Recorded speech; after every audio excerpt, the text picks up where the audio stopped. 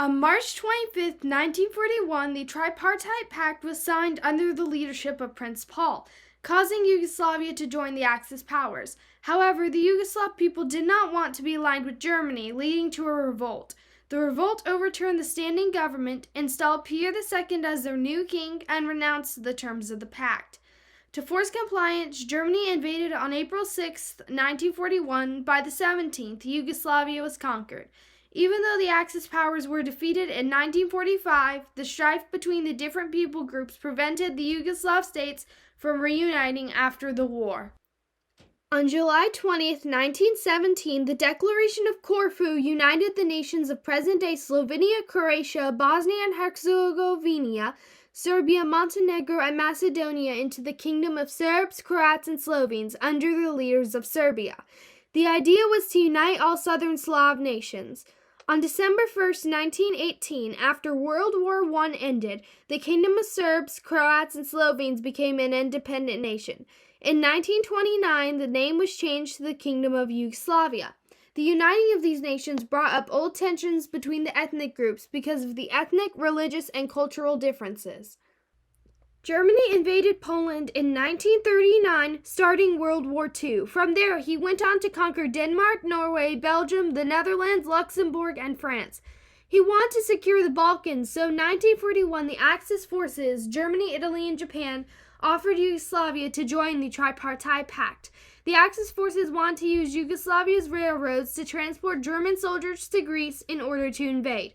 Under the leadership of Prince Paul, who was ruling as regent over Peter II, Prime Minister Svetsovic signs the Tripartite Pact on behalf of Yugoslavia on March 25, 1941. Prime Minister Svetsovic was in agreement with the signing of the Tripartite Pact. He and German leaders convinced Prince Paul to allow the signing. Sources disagree about Prince Paul's motivations in allowing the signing of the Tripartite Pact. Most sources say that he was in disagreement with the signing and tried to resist the Axis forces, but some say he was in agreement with the signing. My opinion is that he was in disagreement with the signing of the pact, but he did not really have any other choice. No matter what Prince Paul's motivations were, it was signed under his leadership. There were multiple reasons Yugoslavia signed the Tripartite Pact. Axis leaders pressured the Yugoslav leaders into the signing of the pact. The Yugoslav military was small and weak, nothing compared to the massive military power of the Axis. The Yugoslav leaders knew they did not have much of a fighting chance. The Axis forces were going to control Yugoslavia one way or another. The public was enraged with the signing because they did not want to be aligned with the Axis forces. The broadcasting of the beginning of World War II caused fear in the people of Yugoslavia. As Germany's influence spread, the more inevitable invasion seemed. On March 25, 1941, the army, trade unions, churches, and common people protested in Belgrade against the signing of the Tripartite Pact. The next day, March 26th, protests were not just in Belgrade, but have spread to all of Yugoslavia. Demonstrations proved that most of Yugoslavia is against the signing of the Tripartite Pact. The public claimed that Peter II was to be their king and was of age. Peter II was 17 at the time. On March 27th, Prince Paul is exiled, former government leaders are arrested, and Peter II comes and takes the throne. People parade through the streets celebrating the overthrowing of Prince Paul. Under King Peter II, the terms of the pact were renounced, and they do not let the German troops through Yugoslavia. Hitler was infuriated at the rebellion of the Yugoslav people, so he issued his Directive No. 25 ordering Yugoslavia's annihilation. Hitler proclaimed, Yugoslavia must be regarded as an enemy and therefore completely crushed as soon as possible. He decided to incorporate Yugoslavia into his plans to invade Greece. On the 6th of April, Germans invade Yugoslavia and Greece. They attacked Yugoslavia with no formal declaration of war. On the same day of Germany's attack, Italy declares war on Yugoslavia. The German Air Force heavily attacks Belgrade, Serbia from the air. There was another air raid the next day. During the air raid, 7,000 Yugoslav civilians died.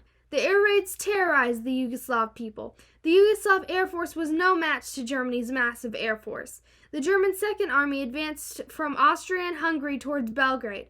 The first armored group advances to Nif in the north and Skopje and Montastir in the south from Bulgaria in order to prevent the Greek army from joining up with the Yugoslav troops. The 12th Army attacked Greece against the Metaxas Line and Yugoslavia to Strumica from Bulgaria. On April 13, 1941, the city of Belgrade was occupied by the Germans. The Yugoslav army was rapidly disintegrating due to the immense Axis forces. Much of Yugoslavia was falling to German and Italian occupation. By the 17th of April, all of Yugoslavia surrendered to German, Italian, and Hungarian occupation. The people in Yugoslavia were deported and transported to different places in the country. Many of their possessions, homes, and businesses were seized by the Germans. After the conquest, Yugoslavia was divided up. Germany occupied northern and eastern Slovenia, the Serb Banat, and Serbia. Italy occupied southern and eastern Slovenia and the coastline of Yugoslavia. Bulgaria occupied Macedonia and the Serb province of Pirot. Hungary occupied Barjana and Bačka areas of northeastern Yugoslavia. Croatia claimed to be independent, but Germany and Italy divided Croatia based on areas of influence and stationed troops there. The signing of the Tripartite Pact was the beginning of Yugoslavia's involvement in World War II. The Axis invasion upset the order in Yugoslavia by setting up a new government and dividing Yugoslavia. Even though Yugoslavia did not have much military power and did not contribute much to war outside its borders, many groups arose to try to drive out the Germans and take control of Yugoslavia. The Partisans and Chetniks are examples of these groups. These groups were at war with each other to take over the country. This is where Josip Broz Tito helped lead the partisans to drive out the Germans in 1945 with help from Britain.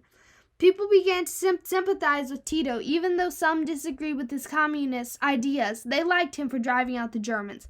By doing this, he gained fame that helped him win the election and become the communist dictator of reunited Yugoslavia. Because of the Axis occupation, Tito was able to use his success in driving out the Germans to help him gain support. He ruled from March of 1945 until his death on May 4th, 1980. People traveled from all over Yugoslavia to come pay their respects at his funeral. Many Yugoslav citizens mourned the death of their beloved leader, Josip Broz Tito. Most Yugoslav citizens loved Tito for his effective leadership of bringing many different peoples together. Some people disliked or hated Tito because he would not tolerate opposing opinions. When Tito was the communist leader of Yugoslavia, there was a brief time of peace, but after his death, old tensions started to rise up again. How Tito achieved his peace? By killing and imprisoning anyone who spoke out against him. This is not true peace or freedom, but dictatorship. When Tito died, Slobodan Milosevic became the new leader of Yugoslavia. Milosevic could not hold Yugoslavia together like Tito could, so Yugoslavia descended into war. Milosevic aroused Serb nationalism, the idea that Serbs are superior to other ethnic groups, especially Albanians. He rallied the Serbs against the Albanians who were in conflict with the Serbs over Kosovo. He actually accepted and endorsed what Tito refused to put up with. Milosevic's actions set an example for people arousing strife between different ethnic groups. This strife between the different peoples fueled the separation of the Yugoslav state during the Yugoslav Wars. The Yugoslav Wars separated the country of Yugoslavia into the different nations that were once united.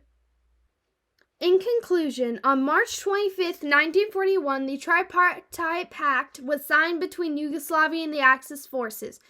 The people did not want to be aligned with Germany, so they rebelled. The rebellion caused Germany and Italy to invade on the 6th of April and occupy by the 17th. The invasion broke up the Yugoslav government. The occupation caused people to lose their homes, businesses, possessions, and even their lives. When the Axis forces were driven out in 1945 by the partisans in Britain, Tito used the driving out of the Germans to boost his fame. Eventually, he became president of a new communist government in March of 1945. Tito suppressed the tensions for a little while. After his death, Milosevic came into power and helped stir up the ethnic tensions again. These tensions led to the Yugoslav Wars and the separation of Yugoslavia.